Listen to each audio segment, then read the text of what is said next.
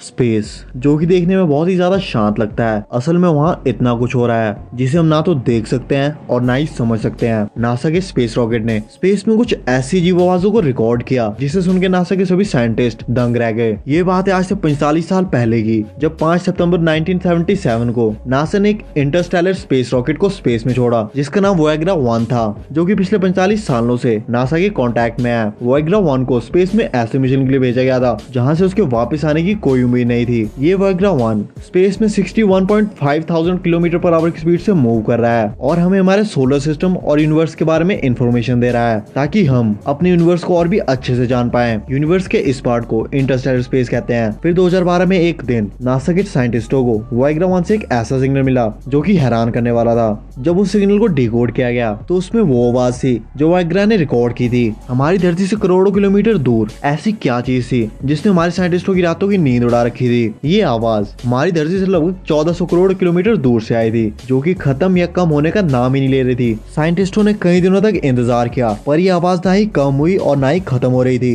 देखते देखते 1 साल बीता, फिर 2 साल और फिर तीसरे साल में जाके ये आवाज कुछ हद तक कम हुई। ये वोयाग्रा 1 की हिस्ट्री में रिकॉर्ड होने वाली सबसे लंबी आवाज थी। ये बात तो साइंटिस्टों को परेशान कर ही रही थी, पर इसके अलावा साइंटिस्ट एक और बात भी नहीं समझ पा रहे थे। 3 साल में वोयाग्रा 1 उस पॉइंट से 160 करोड़ किलोमीटर दूर जा चुका था जहां से उसने पहली बार ये आवाज सुनी थी, लेकिन फिर भी आवाज वैसी की वैसी थी। ये डिस्टेंस कितना ज्यादा है इसका आइडिया आप इस बात से लगा सकते हो कि इतने डिस्टेंस में आप धरती से चांद तक 4000 चक्कर लगा सकते हो और एक आवाज फिर भी उसी फ्रीक्वेंसी से आपको सुनाई दे रही होगी। लेकिन एक बात जो कि रिसर्चर्स को समझ नहीं आ रही थी कि स्पेस में तो कोई आवाज ही नहीं होती है क्योंकि वहाँ हवा और एटमॉस्फेयर नहीं होता, तो फिर ये आवाज रिकॉर्ड कैसे की गई। ये थी वो आवाज जो वोयाग्रा 1 ने स्पेस से भेजी थी। कुछ साइंटिस्टों का कहना है कि ये आवाज स्पेस में ट्रैवल करने वाली प्लाज्मा वेव्स की है, जबकि कुछ का मानना है कि डीप स्पेस में जरूर कोई ना कोई अननोन क्रीचर है जिनका एनर्जी लेवल इतना ज्यादा है कि उनकी एनर्जी इस टाइप की साउंड जनरेट कर।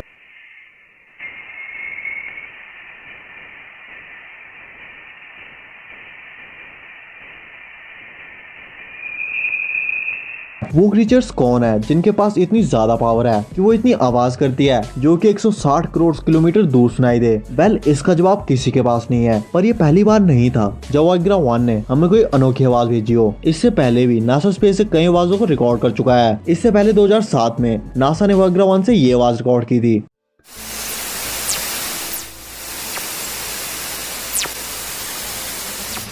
ऐसा लग रहा था मानो कि एडवांस एलियन शिप कहीं अपने वेपन से लेजर फायर कर रही है या उनकी आपस में लड़ाई चल रही है। इन सब से एक बात तो साफ हो चुकी थी कि हम जितना ज्यादा डीप स्पेस में जाएंगे उतने ही ज्यादा सवालों में उलझ जाएंगे। पर ये सिलसिला यहीं पे खत्म नहीं हुआ। वोयाग्रा 2 को साइंटिस्ट ने हमारे सोलर सिस्टम के बारे में और जानने के लिए छोड़ा, तब उसने हमारे सोलर सिस्टम के प्लैनेट जुपिटर के पास जाके कुछ ऐसी आवाज रिकॉर्ड की जिसने सबको परेशानी में डाल दिया।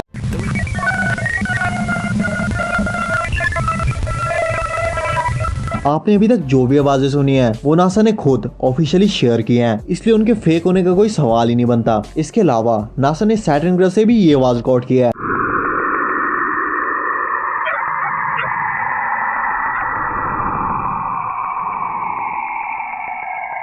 ये आवाजें किसकी हैं और कहां से आ रही हैं, इसके बारे में साइंटिस्ट अभी तक कुछ नहीं बता पाए हैं, पर शायद फ्यूचर में कुछ ऐसी रिसर्च हो जिससे हम इसके बारे में कुछ जान पाएं। बाकी आपकी इन आवाजों के बारे में क्या राय है मुझे कमेंट करके जरूर बताएं। मिलते हैं अगली वीडियो में।